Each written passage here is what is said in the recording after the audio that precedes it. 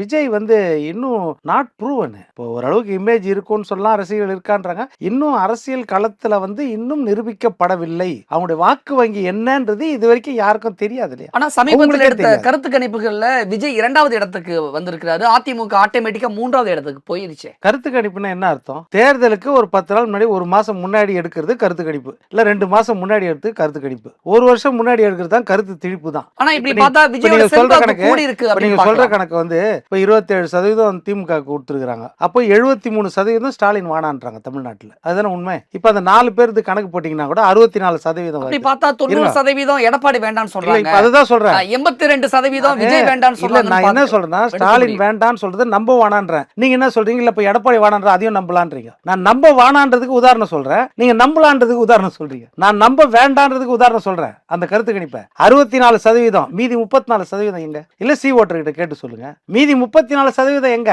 சீமானுடைய நிலைமை என்ன?